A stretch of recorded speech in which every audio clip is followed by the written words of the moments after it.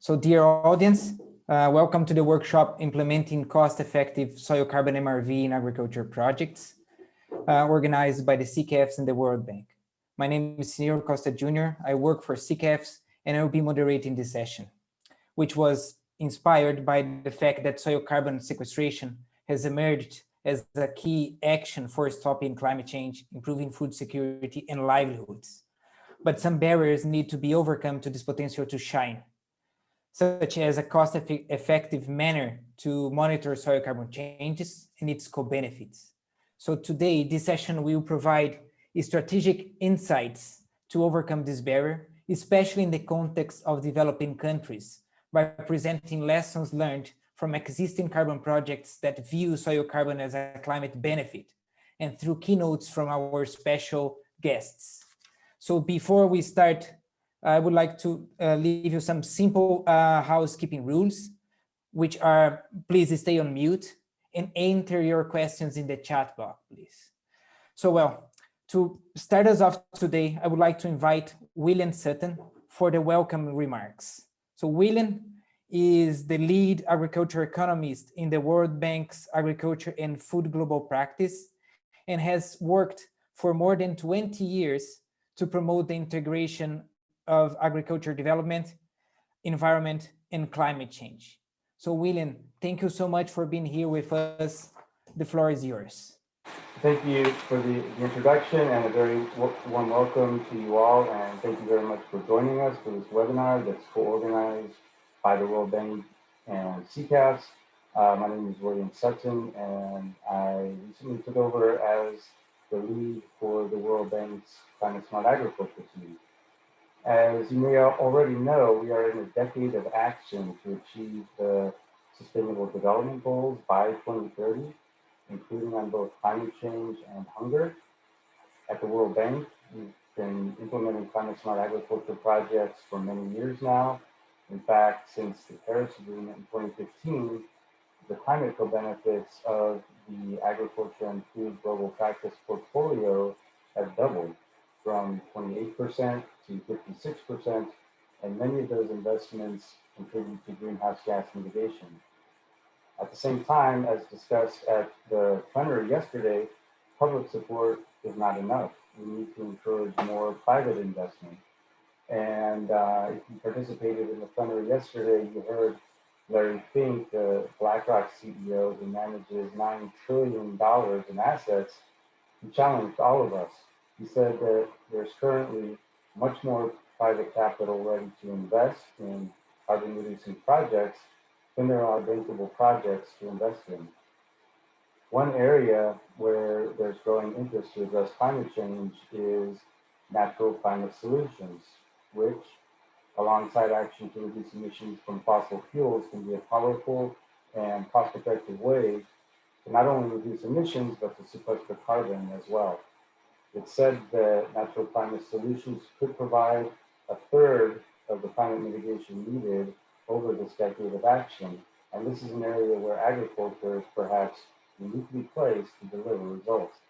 When it comes to natural climate solutions, above ground carbon such as forests has received most of the attention. In large part, that's because they're more visible and they're easier to monitor. However, it's estimated that soils contain 4 times the amount of carbon stored in all living plants and animals. So there's tremendous potential for soils to also provide natural climate solutions.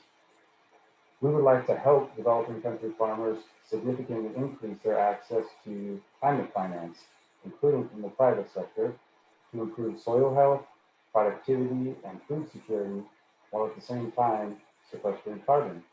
However, one of the main impediments to increased investments in soils is the lack of convenient, accurate, and cost-effective soil organic carbon measurement, reporting, and verification, or MRV. So that's why we're here today. During this session, we will have the opportunity to discuss the latest developments on this important topic from both scientific and practical perspectives. Therefore, I would like to welcome our distinguished panel of experts to begin with. We're very fortunate to have with us today Professor Rattan Lal, a world-renowned leader in the field of soils and climate, and the winner of the 2020 World Food Prize. I had the honor and distinct pleasure of spending some time with Professor Lal in the field in China a few years ago, and I can say that both I and the Chinese experts working with us learned a great deal from his wealth of experience. So we look forward to a highly engaging session and discussion, and I would now like to turn it over to Professor Lal. Thank you. Thank you, Dr. Sutton. And also want to thank your staff, Bethany Linton and other colleagues. Soil carbon pool has two components, organic and inorganic. The inorganic we are not discussing today. Organic has a live biomass, undecomposed material, decomposed can be protected, unprotected. Unprotected can be dissolved organic carbon, particulate, macroorganic carbon. So when we say measurement, you can measure total organic or you can measure different fractions. There is a relationship between organic and inorganic. The decomposition of organic creates CO2. CO2 can lead to formation of pathogenic carbonates, which is the inorganic part. Just to be sure about the total organic matter, we have about 5% living biomass, 10% fresh residue, 30 to 50% decomposed and undecomposed. So the measurement consists of all these components. Soil organic matter content optimum in the root zone should be about 3 to 4%. Most soils of the developing countries have organic matter content less than 0.5%, some 0.1%, and the crop yield can be improved if the organic matter can go up. So also in terms of trading carbon credits, we need to know the stock quantity in terms of ton of carbon per hectare to about 1 meter depth at a frequency of about 1 to 5 years and a precision of about 1 ton per hectare and a scale of about landscape and farm scale. And these measurements of the carbon concentration, published data goes back to 1850, but a lot of progress has been made in recent years. And most methods are wet combustion method and dry combustion method. And there are more modern methods which are based on other techniques like infrared diffuse reflective spectroscopy, other portable spectroradiometer, hyperspectral imaging labs, inelastic neutron scattering, laser-induced breakdown spectroscopy. Infrared is one of the most cost-effective methods. In terms of the cost, almost 90% of the cost is personnel. So anything we can automate and reduce the personal cost, it will. So from that point of view, spectroscopy is one of the methods that can reduce the cost effectively. The remote sensing techniques are becoming common. They are cost-effective, rapid, non-destructive, visible near infrared, shortwave, especially so reflectance spectroscopy mounted on satellites, aircraft, unmanned aerial system, and so forth are very cost-effective techniques, but they need ground truthing. Once you have the data on soil carbon by some of those techniques, it can be converted to organic matter content by multiplying by a constant factor, like 58% is soil organic carbon. That need to be validated under local condition. So you multiply carbon by 1.724, 1 or about 2, you can get the soil organic matter content. Then we have to calculate in terms of stock of carbon per hectare, and you normally have area, depth, bulk density, and carbon concentration. Area 10 to the 4 meters square per hectare, depth in 0.1 meter, 10 centimeter, for example, bulk density in megagram per cubic meter, like 1.2, multiplied by carbon concentration %. You multiply everything and you get the data in terms of tons of carbon per hectare. And this is how the calculations classroom is done most often. I think that is essentially what I wanted to present in a few minutes. I was told 5 to 7 minutes, and any further detail if are needed, I'll be glad to answer those questions. Thank you, and thank you for the opportunity to talk to you. Thank you so much, Dr. Lal, for being able to grant us with this lovely presentation and wise words on the way forward to evaluate soil carbon, the basics and the way forward. And that's also why we wanted to hear the experience of real low emissions development projects that are working for harnessing the soil carbon potential with the help of cost-effective MRVs, which is basically the objective of the next session. So to start this off, I'd like to invite Mark Ritchie to present the case for grassland in Northern Africa. So Mark is an entrepreneur and professor at Syracuse University, New York, where he teaches environmental science. Over the past 30 years, he has studied the effects of grazing on rangelands in North America and Africa. And Mark, please take it away. Okay, thanks, Sunero. Thanks to the organizers for inviting me to this workshop. Today, I'm going to discuss some successful approaches that we developed in monitoring and verifying soil carbon sequestration in a carbon project in northern Kenya that's oriented around grazing management. And hopefully, this success will provide insights for how to conduct other soil carbon projects around the world. Okay, next slide. So as many of you already know, rangelands account for some 40 to 50% of the Earth's land surface, and a substantial fraction of these rangelands, as you can see in the lower right figure, are degraded by excessive fire and or grazing. However, this degradation provides an opportunity because to sequester greenhouse gases in the soil, and if practices for restoring this was widely implemented, it could account for 10 to 20% of the current atmospheric CO2. All right, next slide.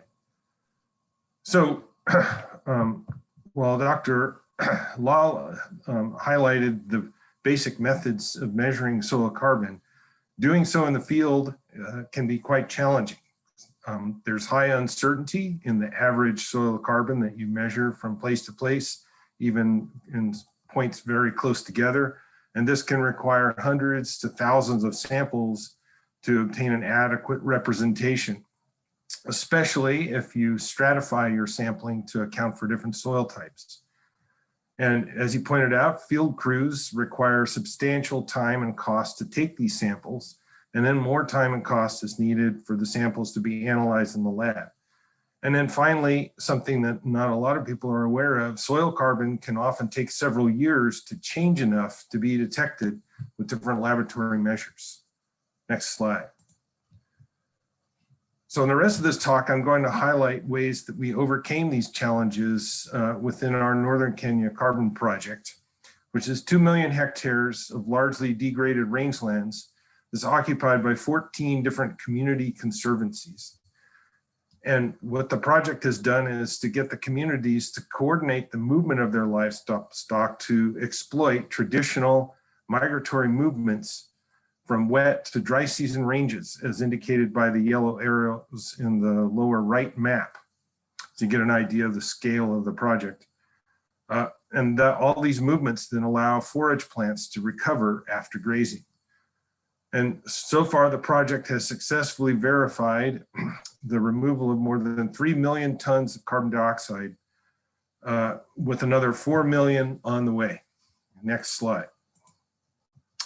So how did we achieve this? So our first step was to recognize that in order to link activity, which was grazing management, to soil carbon, we needed to use a model. And so we adapted a simple soil carbon model that was developed in the Serengeti ecosystem, which is the arrows and things in the upper right, which could describe soil carbon change due to shifting from unregulated grazing, the little diagrams of animals moving back and forth over the same area, to a coordinated mobile grazing in which there's a long time of rest and recovery of the plants after they've been grazed. So this model has only 5 inputs, all of which are easily measured. And we were able to predict the baseline measurements of soil carbon present at the beginning of the project based on past grazing intensities that we use satellite data to determine. And as you can see in the graph to the lower right, there's a very strong correspondence between predicted and observed soil carbon values. So this gave us confidence that the model could accurately predict future changes in soil carbon and allowed the project's verified removals to be based on what the model predicted. And the other little advantage is that using the model means that we don't have to resample soils very often, only once every 5 to 10 years. All right, new slide.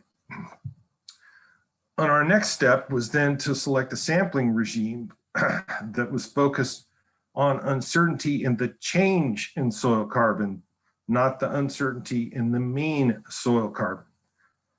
And as you can see, this uncertainty in the change in soil carbon is much lower than that of the change or that of the mean soil carbon. So the first is 4.8%, the other 40%. And so with this lower uncertainty, we didn't need to take as many samples to be pretty certain of our estimate of change in soil carbon.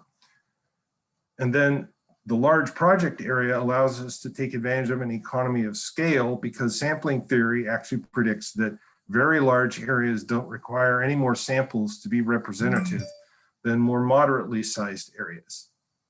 And so we overcame substantial costs through this economy of scale. Next slide. Then, as we analyzed our data, we discovered that we didn't need to stratify the project area by soil type because the expected change in soil carbon's uncertainty wasn't reduced by that stratification. So the map on the left shows what the stratification will look like by soil type. And in the end, we just simply used our estimates of change in soil carbon for 223 points distributed over the 2 million hectares. So in the end, the total cost of sampling turned out to be about 2 cents per hectare. We considered using satellite-based measurements of soil carbon. And so this example of one that was done by the International Center for Agroforestry shows a pretty good correspondence for the satellite measures coordinating with field measured soil carbon. But this works pretty well from deserts to forests, but across the range of conditions that we were encountering in our project, the satellite-based model is still too uncertain to really be used to estimate how much soil carbon you have. As you can see from the tremendous scatter in the little blow up of the graph on the lower right, that encompasses the range of soil carbon in our project. So our position on the satellite-based model so far is that they are still too uncertain to quantify changes in soil carbon over the relatively narrow and low range of soil carbon that occur in the degraded soils that are the target of these carbon projects. So in conclusion, we feel that many of the listed challenges to monitoring verification of soil carbon can be overcome by one, using models of soil carbon change, doing projects over large areas to achieve economy of scale, avoiding stratification where that would otherwise increase uncertainty, and basing uncertainty measures on the change in soil carbon, not on the mean soil carbon. So the success of the Northern Kenya Carbon Project has fostered a lot of interest, capital, feasibility studies, and early development of several other grazing and fire management projects on rangelands worldwide, such as that depicted by the photo for a project in Montana in the USA. And so we look forward to seeing these projects come to fruition. So thanks again for being invited, and I look forward to questions. Thank you. Thank you so much. Thank you so much, Mark. Thank you for this presentation. It's great to see these amazing developments in Kenya and the application of innovative methods for evaluating soil carbon, such as the absence of soil stratification, right? So we'll be back to this point later on. But now let's hear from our next guest, Jordi Squati, who is going to present the case on agriculture of the Burkina Faso Agriculture Carbon Project, or BUFACAP. So George coordinates scientific and technical experts in the Burkina Faso's REDD+ readiness process, especially through the Forest Investment Program in Burkina Faso. So George, thank you so much for being here. Over to you. Yeah, thank you, Siniro, for the introduction and for the invitation to the event. So I will quickly present the monitoring system of the Burkina Faso carbon agricultural project. So why Burkina Faso decided to implement such a project? The first reason is that the climatic situation of Burkina Faso, which is one of the countries where we can easily observe the transition from Sudanian zone to Sahelian zone, which has already resulted in a loss of nearly 34% of production land. The second reason is linked to poor agricultural practices, making agriculture from afar, as in many other countries, the primary driver of deforestation. Also, agroforestry parks constitute an important carbon storage asset for the country and are considered as agricultural land. So the result of the forest reference level show an alarming situation, as the country has lost more than half of its forest in just 22 years. And the growing population exposes the country to a risk of complete loss of its forest and production lands in a very near future. It was therefore imperative to turn agriculture into an asset for reversing trends in land degradation and greenhouse gas emission, while ensuring resilience of farmers and food security. Next slide. In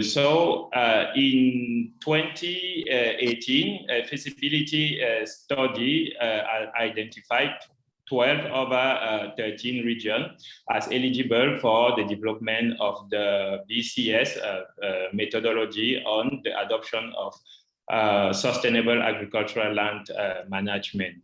And the first ex-ante estimation of on an area of about 150,000 hectares gave us a sequestration potential of nearly 11 million ton CO2 equivalent over 20 years. Next slide.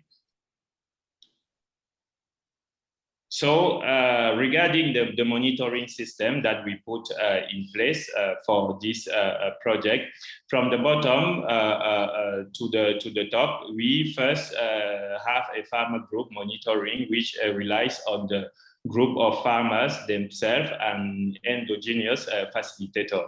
Then we have permanent monitoring based on field extension staff in the different regions where the project is implemented, and a central monitoring and evaluation team.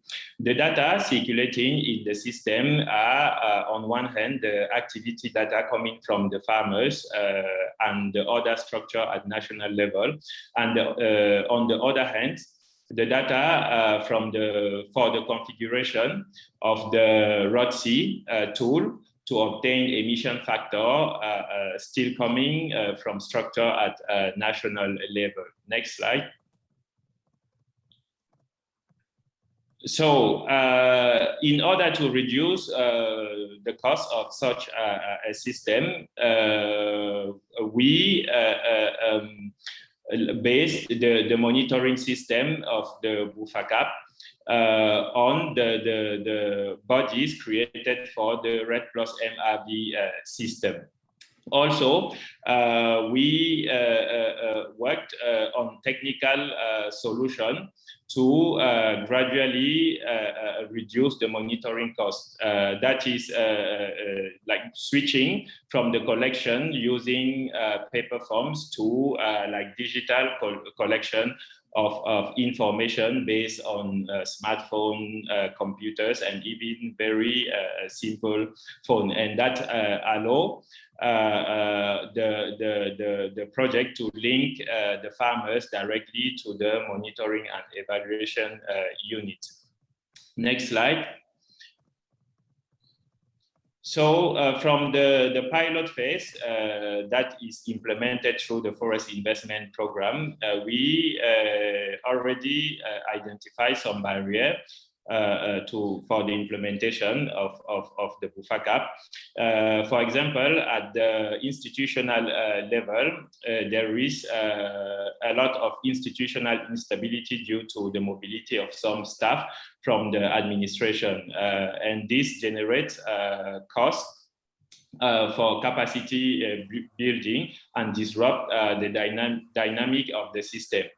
In terms of adoption of some practices, we also have the cost of investment in certain equipments high, which are high and are not easy for farmers to use.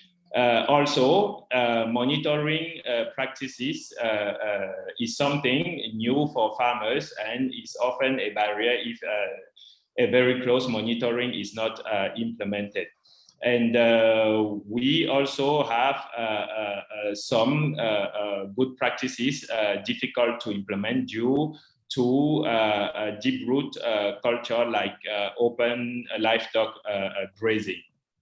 Next slide. So in terms of expectation to overcome this barrier, at the level of investment, it will be important to support heavy but crucial investments such as biodigester to support the adoption of good practices by farmers. Also, in terms of technology, it will be important to accelerate the capacity building of the farmer to quickly switch to the technological solution to reduce the cost. But while waiting for those solutions to really take off, it is important to set up a monitoring team that will be 100% dedicated to the project.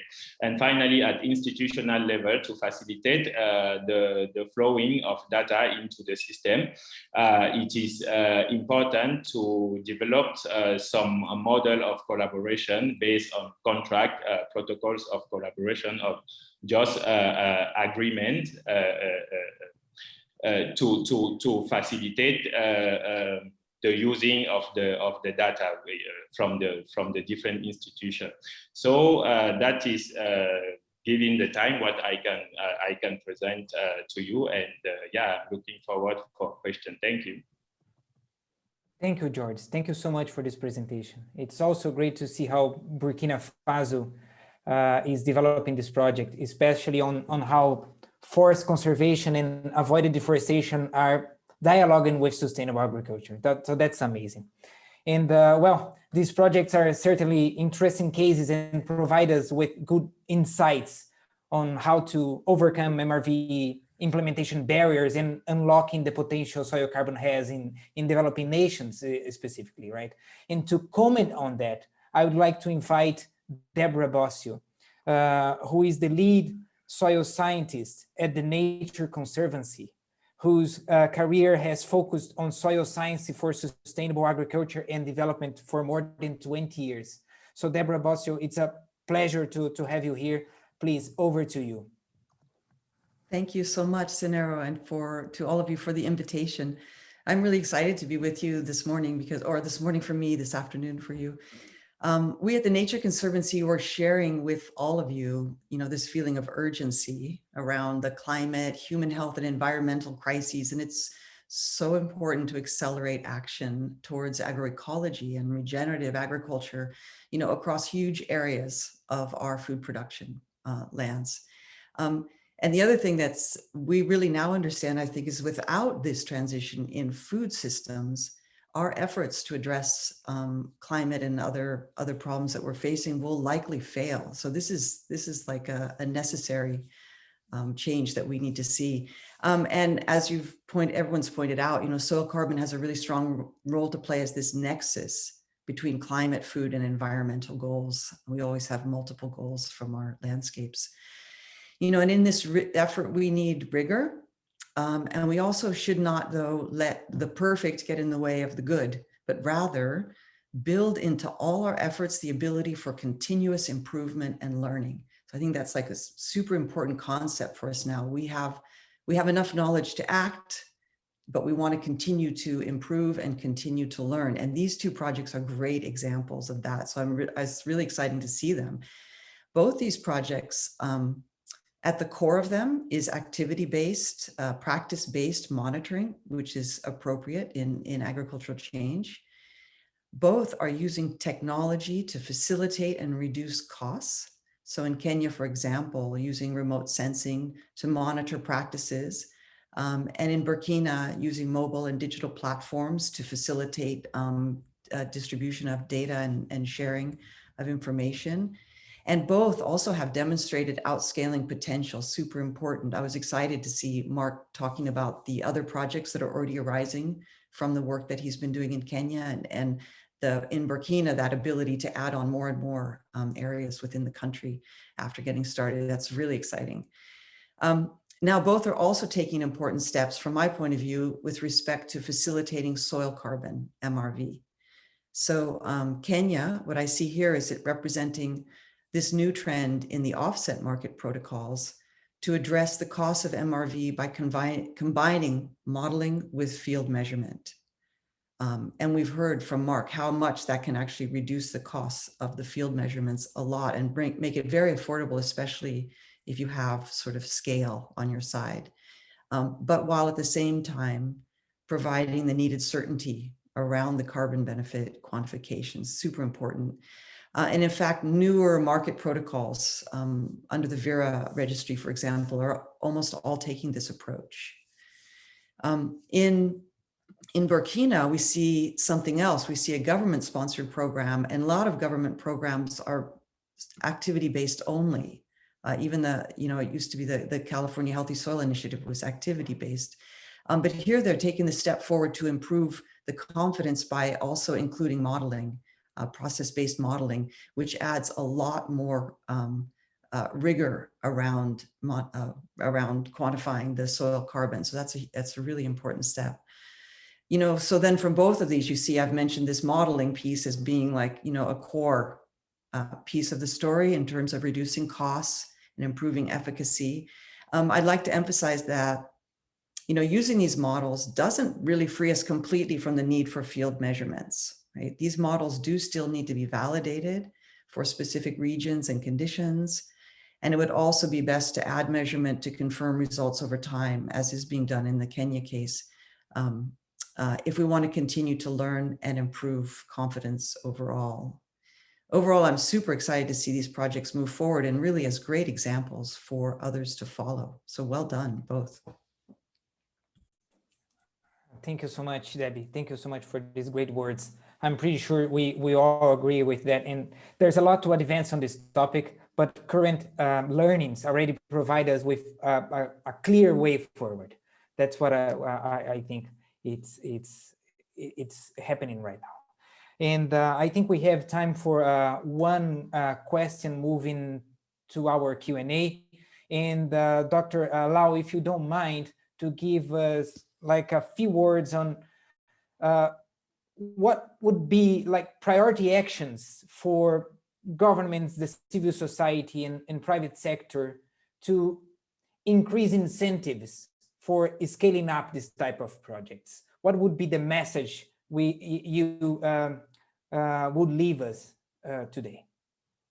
Okay, excellent presentation, both from Kenya and Burkina. I'm glad this work is going on. That's the kind of projects, we need to translate science into action. That's very important. I think modeling is a great start, but as Deborah mentioned, validation by actual measurement occasionally is something we shouldn't forget. In terms of how to incentivize farmers, sub-Saharan Africa, especially small landholders, I think some kind of carbon credits payment, payment for ecosystem services, probably would be a great idea. I think this is being discussed in the Soil Hub in the UN Food System Summit as an option. I think it's a very important one. The question really is, if we want to go the payment route, payment should be fair, just, transparent, and equitable. When I say fair, it should be societal value of carbon that should be paid. What is societal value? Is that determined by demand and supply? Maybe yes, maybe not. My experience is really not, because right now there may be a lot of supply, but not much demand. And so for the price can be very low. Anything which is less than $25 per ton of CO2 may not be very fair, because the actual cost of carbon sequestration is between $120 to $130 per ton of carbon. So fair, just, transparent, and in that regard, measurement, monitoring, verification is a very critical tool. So I'm very pleased that World Bank is doing it, and very pleased that we have actual projects such as presented today from Kenya and Burkina. Thank you so much, Dr. Lal. Great words. And I think we have time for one more question. So I would like to make it to George. So George, please, a few words on based on your experience. What would be the key points to engage governments and their extension services to develop this sort of projects? Thank you, Siniro, for this question, which is very important. Projects like the Bufacap are implemented over 10 to 20 years, while the lifespan of project and program is usually on average 4 years. It is also not easy to find NGOs with solid enough experience to last over this period. Thus, this type of project must be developed by the government, which is much more stable in terms of institution. Unfortunately, the monitoring requirements of this type of project often require a certain rigor that is not common in government and its extension services. It is therefore crucial to have teams within government that are more and more like 100% dedicated to this type of project. And this requires informing and raising awareness to decision makers, so that they better understand the issue and the need to set up this type of team. Also, the difficulty sometimes to inform decision makers is lack of scientific and accurate information to facilitate the decision making. So here in Burkina Faso, we are going through that direction. And it is using the result of the reference level that we were able to show that, yeah, the situation is actually alarming, and it is very important to take action and to take all the needed effort, because the result will also fit the ambition of the government of food security, of resilience of farmers, and also commitments to the UNFCCC. So, Mark, could you please, in 1 minute, give a few words on what is the greatest challenge of current days in relation to the use of remote sensing to measure carbon in soil? So that's an audience question. And thanks, Gustavo Santos, for that. Yes, the greatest challenge is figuring out sort of what combination of spectral data that will help you understand what you can see, which is the vegetation relative to what's below ground. So there's been a lot of improvement in that area, but we're still working on that. But the other main challenge is that the soil carbon in the ground is the result of a lot of past history and may not accurately reflect what's on the ground. We ran into this in Montana where we had perennial grass cover on the surface, but lower than expected soil carbon because of past overgrazing that the system was still recovering from. Wow, thank you so much, Mark. Thank you so much.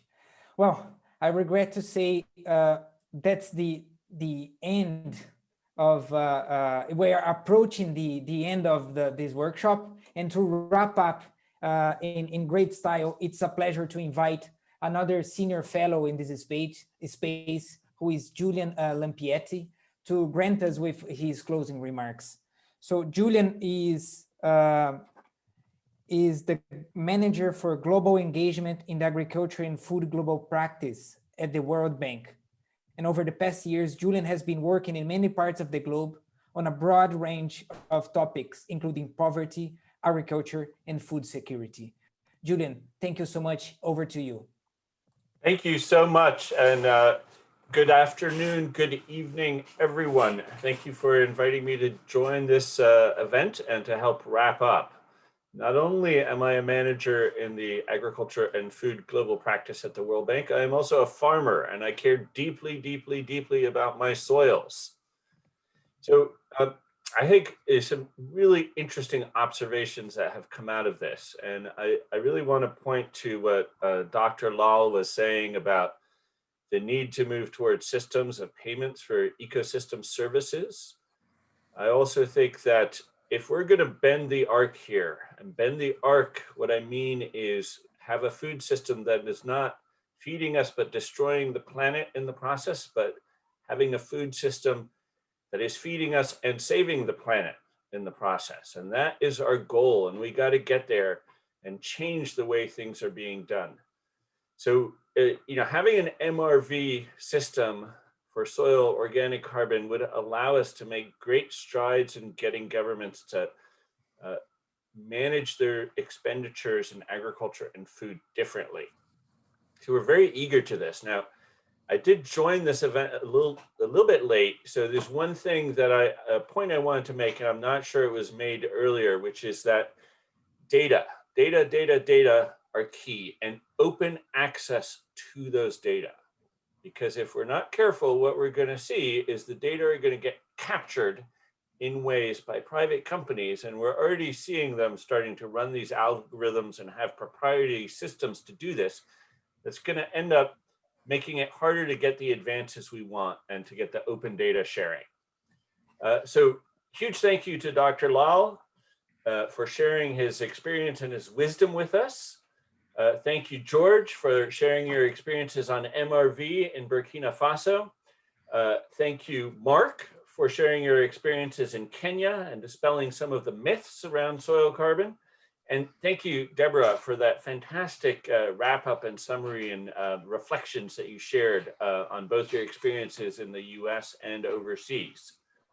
As you may have heard from the beginning of this session, we at the bank are really interested in this and are going to pursue how to scale this up and scale up climate smart agricultural practices to farmers, practices that are good for the soil, for the climate, and for farmers' productivities and incomes. And along with our colleagues at the Carbon Markets Innovation Team, We are currently working to develop tools that can help different teams pilot these technologies, particularly soil organic carbon MRVs, on the ground. And we expect a guidebook to be released shortly on soil organic carbon assessment. Now, let me also thank, as we close, Tamila and Nkulumu for organizing this, and of course, CCAFs and Siniro for their part in putting this together. Back to you, Siniro, and thank you everyone for your interest and efforts in this really, really important area. Thank you so much, Julia, for these brilliant closing remarks. So, well, that's the end. And thank you, everybody, panelists, audience, and I hope to see you all soon. Thank you so much. Bye-bye.